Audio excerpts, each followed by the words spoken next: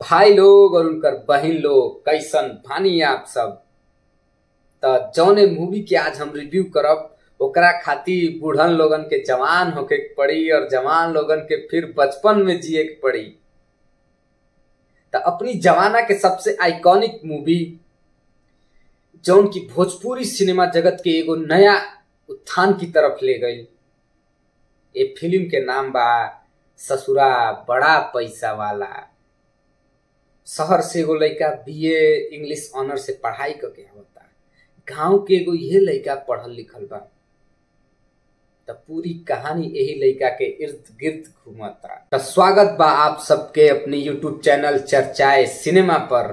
त 2003 में रिलीज भइल ससुरा बड़ा पैसा वाला, जेकर मुख्य भूमिका में बाने मनोज तिवारी और रानी चटर्जी, और एक फिल्म के निर्देशक बाणे अजय सिन्हा। ये कहानी शुरू होता है एगो गरीब लड़का जेकर नाम राजा बा। राजा की गांव में एगो अमीर लड़की आवतिया अपनी सखी के शादी में, और इनकर लड़ाई हो जाता राजा से। और फिर यह राजा से बदला लेवल चाहताड़ी, लेकिन कुछ घटना ऐसा घटता कि राजा के रानी से प्यार हो जाता। तो रानी अपनी प्यार के राजा से गाना के माध्यम से दर्शावताड़ी, कहताड़ी ये राजा हमसे कली बियाह। लेकिन राजा भैया कहतने कि हमार तहार मेल बहुत मुश्किल बा। तू ठहरलू शहर के लड़की, हम बानी गांव के लड़का। गांव में अपनी गाय चराई, भैंस चराई, गोबर काछीला, हम खेत कोड़ीला। हमार तहार मेल कैसे हो पाई? तू ठहरलू शहर के लड़किनी, तहके ऐसो आराम में रहे के आदत, और हमके ऐसो आराम में रहे के कोनो चाहत नहीं खे।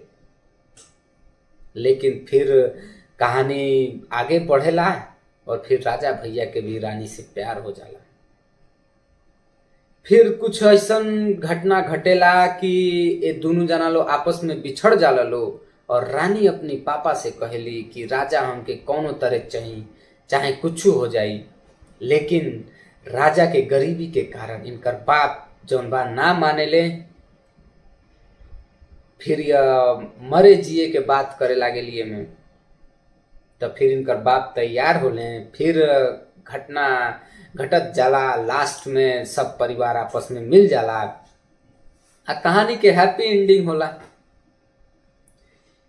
अभिनय के बात कल जाओ तो एमे मनोज भैया और रानी चटर्जी जी जौन अपन रोल निभैले बालो न, वो एकदम एक नंबर बा।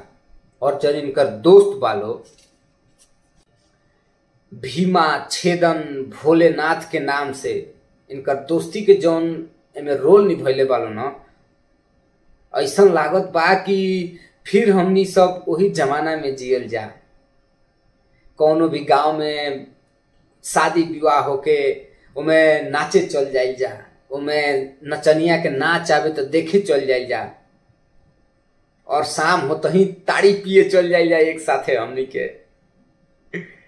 और एमे देख के ऐसा लागत है कि फिर उहे पुराना जमाना आ जाई, जेमे हम सारा दोस्त एक साथ हुए सरकारी स्कूल में पढ़े चलती जा, उहे दाल भात तरकारी खैती जा, और शाम के फिर गिल्ली डंडा और लट्टू नचावे चलती जा।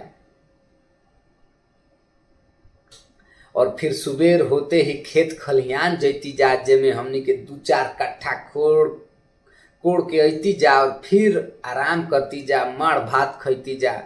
कोनो दुनिया के झंझट ना, किसानी में जिंदगी रही, खेत बोती जा, रहती जा, गांव में जियती जा, बिना कोनो टेंशन के रहती जा। लेकिन ऐसा संभव नहीं खे। लेकिन ये फिल्म के देखले के बाद ऐसा लागता भैया। तो फिल्म के गाना के बात कल जा तो फिल्म में 11 गो गाना बा, और 11 गाना वर्ल्ड फेमस बा, लल्लन टॉप बा एकदम। एमे हिंदी फिल्म जगत के श्रेया घोषाल और उदित नारायण जैसन हस्ती में गाना गईले बालो। अब आप सोच सकीला कैसन मूवी हुई, गाना कैसन हुई। तो फिल्म के कुल लागत बा 30 लाख रुपया, लेकिन ये पूरा मूवी कमाई कैले बा 9 करोड़, एकदम अथाह पैसा के। वो जमाना के भोजपुरी फिल्म जगत के सबसे ज्यादा कमाई करे वाला फिल्म रही। और सबसे हैरानी के बात बा कि 2022 तक सबसे ज्यादा कमाई करे वाला फिल्म बनल रहल। ये बहुत मुश्किल बा और ये निभा के देखे ले बा। और यही फिल्म के इतना प्रसिद्धि और ख्याति के कारण 2020 में निर्देशक लोग ससुरा बड़ा पैसा वाला 2 बनावल लो, लेकिन वो चल ना पावल। एमे जौन रोमांस पारिवारिक फिल्म, पारिवारिक बा, ड्रामा बा, उ लो नहीं खलो देखा पहले ससुरा बड़ा पैसा वाला 2 में। ए फिल्म के निर्देशक जौन कैले बा ओके बालाजी सिनेमा प्राइवेट लिमिटेड द्वारा एके बनावल गइल बा। और गाना के ए फिल्म के अगर स्टार रेटिंग देवे के होखे तो भैया लोग 5 स्टार में से 4 स्टार देवे।